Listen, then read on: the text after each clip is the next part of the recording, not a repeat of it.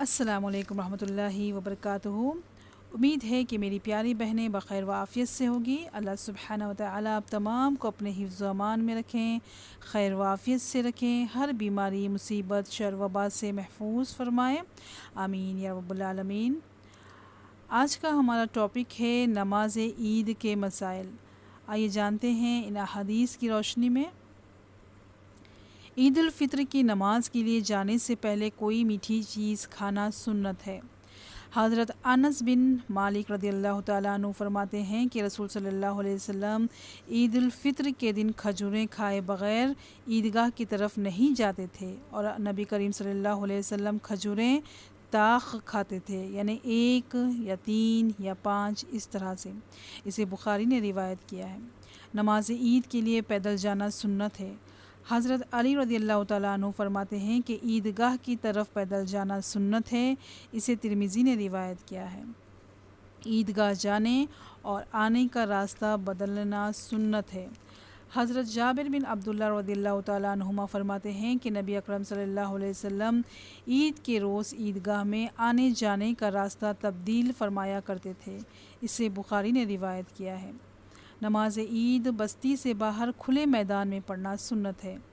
نماز عید کے لیے خواتین کو بھی عیدگاہ میں جانا چاہیے۔ حضرت ام عطیہ رضی اللہ تعالیٰ عنہا سے روایت ہے کہ رسول صلی اللہ علیہ وسلم نے حکم دیا کہ دونوں عیدوں کے دن ہم حیض والی اور پردہ نشیں یعنی تمام عورتوں کو عیدگاہ میں لائیں تاکہ وہ مسلمانوں کے ساتھ نماز اور دعا میں شرکت کریں، البتہ حیض والی عورتیں نماز نہ پڑھیں، اسے بخاری اور مسلم نے روایت کیا ہے۔ عیدگاہ جانے میں کوئی مجبوری ہو، مثلاً بارش یا آندھی وغیرہ، تو نماز عید مسجد میں ادا کی جا سکتی ہے۔ نماز عید کے لیے اذان ہے اور نہ ہی اقامت۔ حضرت جابر بن سمرہ رضی اللہ تعالیٰ عنہ کہتے ہیں کہ میں نے رسول کریم صلی اللہ علیہ وسلم کے ساتھ 1-2 مرتبہ نہیں بلکہ کئی مرتبہ عیدین کی نماز اذان اور اقامت کے بغیر پڑھی، اسے مسلم اور ابو داؤد اور ترمذی نے روایت کیا ہے۔ عیدین کی نماز میں پہلے نماز اور پھر خطبہ دینا مسنون ہے۔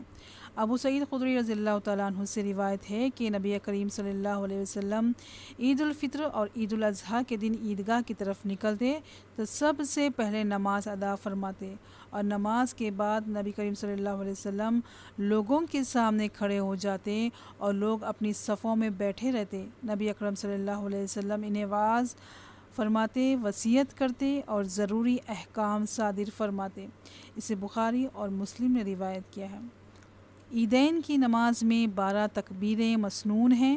پہلی رکعت میں قرأت سے پہلے 7 اور دوسری رکعت میں قرأت سے پہلے 5 تکبیریں پڑھنی چاہیے۔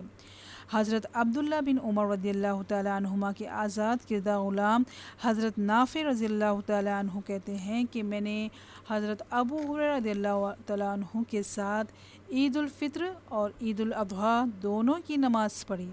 حضرت ابو ہریرہ رضی اللہ تعالیٰ عنہ نے پہلی رکعت میں قرأت سے پہلے 7 تکبیریں اور دوسری رکعت میں قرأت سے پہلے 5 تکبیریں کہیں، اسے مالک نے روایت کیا ہے۔ نماز عید کی زائد تکبیروں میں ہاتھ اٹھانے چاہیے۔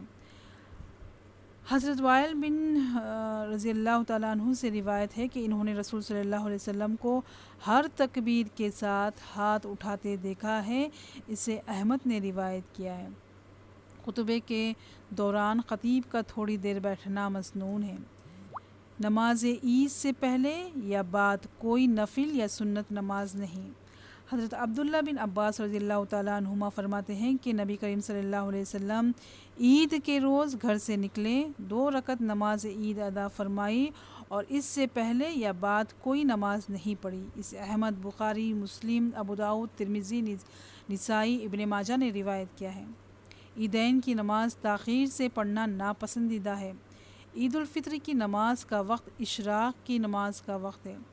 حضرت عبداللہ بن بصر رضی اللہ تعالیٰ عنہ سے روایت ہے کہ وہ خود عید الفطر یا عید الاضحیٰ کی نماز کے لیے لوگوں کے ساتھ عیدگاہ روانہ ہوئے تو امام کے دیر کرنے پر ناپسندیدگی کا اظہار کیا اور فرمایا، ہم تو اس وقت تک نماز پڑھ کر فارغ بھی ہو جایا کرتے تھے، اور وہ وقت اشراق کا وقت تھا، اسے ابو داؤد اور ابن ماجہ نے روایت کیا ہے۔ عید الاضحیٰ کی نماز نسبتاً جلدی اور عید الفطر کی نماز دیر سے پڑھنا مسنون ہے۔ عیدگاہ آتے جاتے بکثرت تکبیریں پڑھنا سنت ہے۔ حضرت ابن عمر رضی اللہ تعالیٰ عنہما عید کے دن صبح صبح سورج نکلتے ہی عیدگاہ تشریف لاتے اور عیدگاہ تک تکبیریں کہتے جاتے، پھر عیدگاہ میں بھی تکبیریں کہتے رہتے، یہاں تک کہ جب امام خطبے کے لیے ممبر پر بیٹھ جاتا تو تکبیریں پڑھنا چھوڑ دیتے۔ اسے شافعی نے روایت کیا ہے۔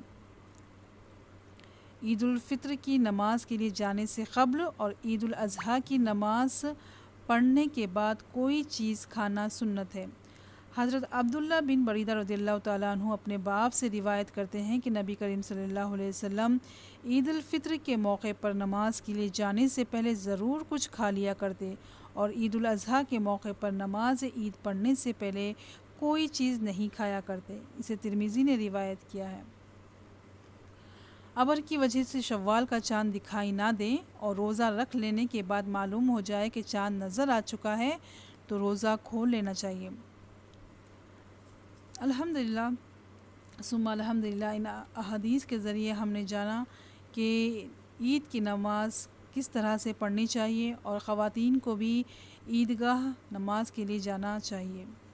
اللہ سبحانہ و تعالی ہماری تمام خطاؤں کو، ہماری تمام نادانیوں کو اور ہمارے تمام معاملات میں ہمارے حد سے تجاوز کو معاف فرمائے اور اللہ ہمیں بخش دے، ہم پر رحم فرمائے اور ہم تمام کو ہدایت دے۔